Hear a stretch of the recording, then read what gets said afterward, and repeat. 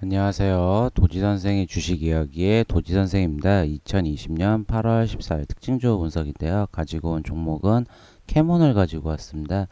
이 캐몬 같은 경우 오늘 시작부터 강세를 보였는데요. 시가가 4.74로 시작하였다가 장중에는 25.49%를 찍고 종가는 0%로 마무리가 되었는데요. 오늘 이 종목이 시장에서 이렇게 큰 변동성을 보일 수 있었던 이유에 대해서 이야기해 보도록 하겠습니다. 우선 먼저 기업 정보부터 알아보도록 하겠습니다. 이 캐모는 코스닥에 상장한 회사고요. 이 CRO 회사라고 기억해 보시면 좋을 것 같습니다.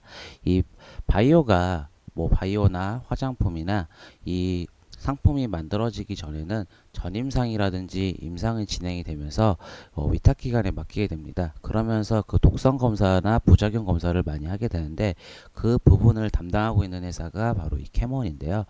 보시게 되면 신약이나 식품, 화학물질, 화장품을 개발해 필수인 독성과 부작용 등을 이 안정성을 평가하는 비임상 CRO 기업이라고 생각하시면 좋으실 것 같고요. 비임상 CRO 회사는 대표적으로 바이오톡스텍도 있고요.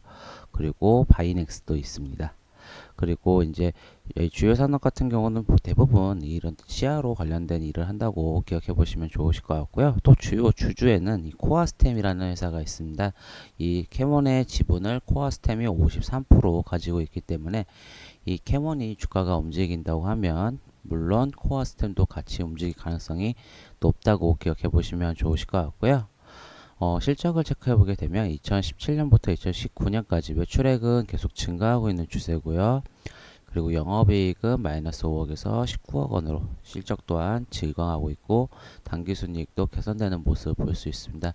또한 이 분기 실적도 보시게 되면 2019년 3분기부터 올해 1분기까지 매출액은 4분기 때가 가장 좋았고요.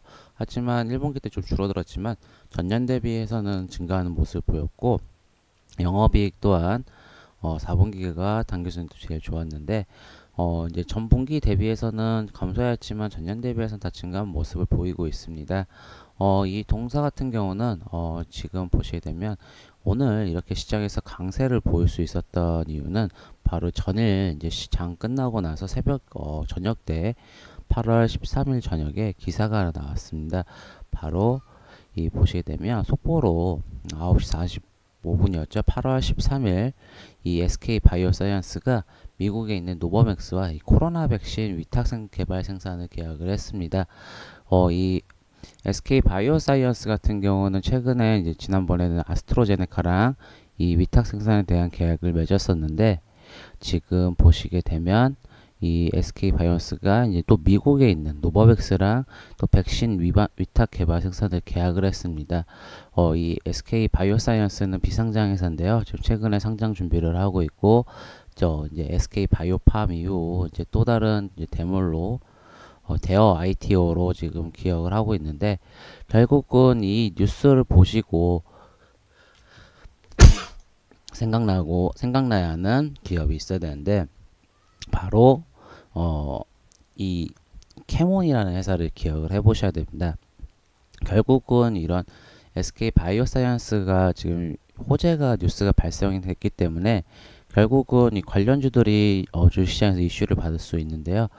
지금 보시게 되면 이 캐몬 같은 경우는 이 SK 바이오사이언스랑 관련주로 엮여 있습니다. 왜 그러시게 되냐면 뉴스를 이제 기존의 뉴스 이제 기업 분석도 했었지만 이 캐몬 같은 경우는 SK 바이오사이언스의 코로나 백신 비임상 시험을 진행하기로 담당하기로 되어 있습니다.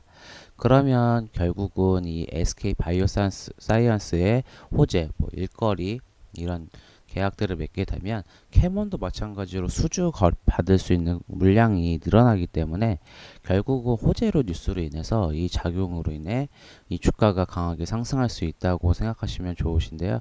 결국은 지금 보시게 되면 이 캐몬 같은 경우는 조정을 받았던 차트잖아요.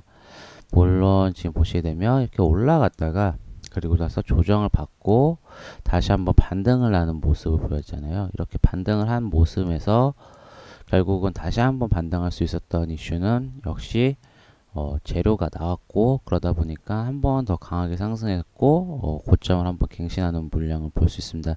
다만 이제 지수 자체가 오늘 이제 보시게 되면 코스피랑 코스닥 자체가 크게 하락을 하다 보니까 지수적인 영향도 있었고 아무래도 이 섹터 자체가 돈을 못 받았다는 이슈도 있었고 또 하나 이 SK 바이오사이언스의 대장 주격인 이제 시장에서는 이제 SK 케미칼 우도 많이 밀렸었고요. 아침에 갭상승이 되게 컸죠. 10%대. 그리고 SK 디스커버리도 우도 보시게 되면 갭으로 20% 상승했다가 다 밀리는 모습을 보였고 그리고 뭐 이 두 종목이 대장이죠. 뭐 본주는 역시 본주보다는 이제 우선주로 얘기를 해드리긴 하지만 SK 디스커버리도 밀렸고요. 그리고 SK 케미칼도 밀리는 모습을 보였습니다. 시가보다 많이 밀렸죠. 결국은 이 보시게 되면 뉴스가 결국은 이제 나오고 나서 이 대장주들도 밀리다 보니까 캐몬도 같이 밀릴 수밖에 없는 상황이고요. 또 하나 이제 조정이 좀 나오고 나서 다시 한번 반등이 나올 수 있다고 봅니다.